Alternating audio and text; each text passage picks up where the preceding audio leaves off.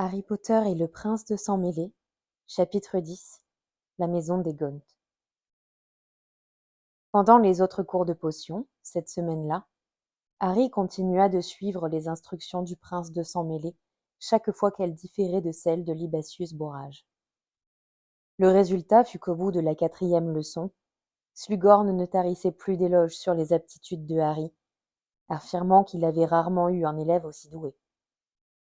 En revanche, ni Ron ni Hermione n'étaient ravis.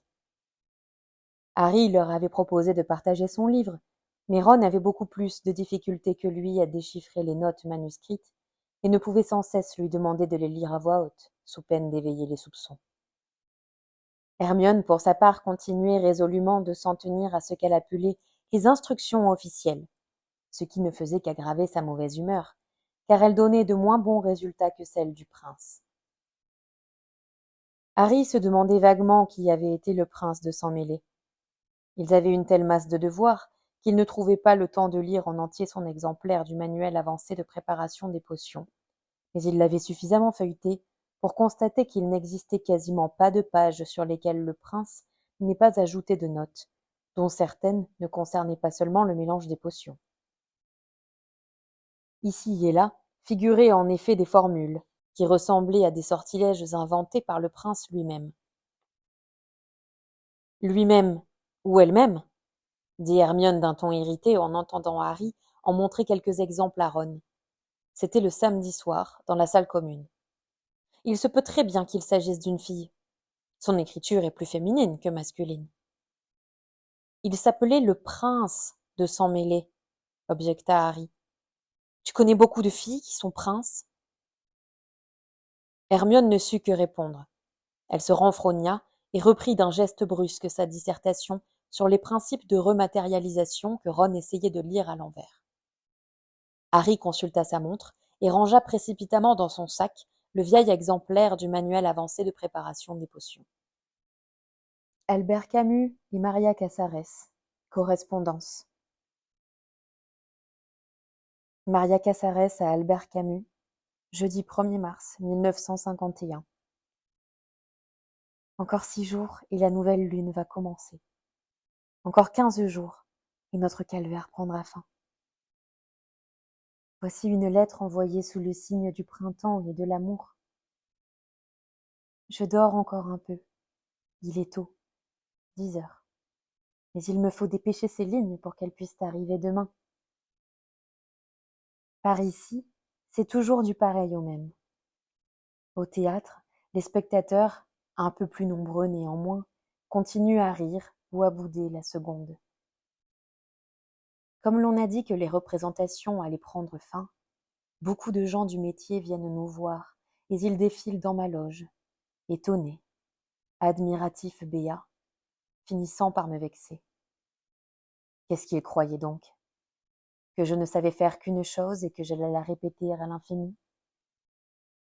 Pris au dépourvu, ils vont trop loin dans leur pâmoison, et le mot génie leur vient sans cesse à la bouche, faute d'imagination et de perspicacité.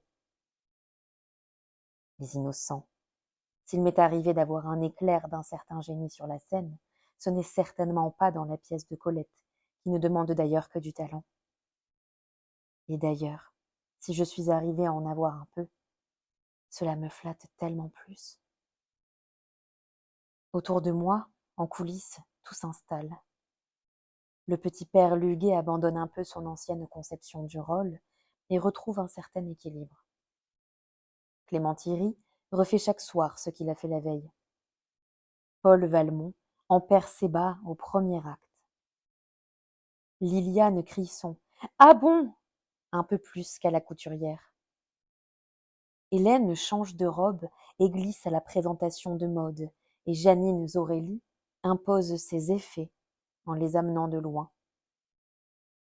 Les rapports entre nous se sont établis et l'on a déjà ces petites traditions. Richard III de William Shakespeare, acte 5, scène 3. Richard. Qu'on me donne un autre cheval, qu'on bande mes blessures. Aie pitié, Jésus. Du calme, ce n'était qu'un rêve. Oh, lâche conscience, comme tu me tortures. Les lumières brûlent bleu. C'est à présent la morte minuit. De froides gouttes de peur se figent sur ma tremblante chair.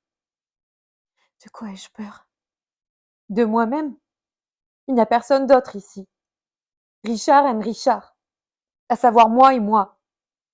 Y a-t-il un meurtrier ici? Non. Si, moi. Alors fuyons. Quoi, me fuir moi-même?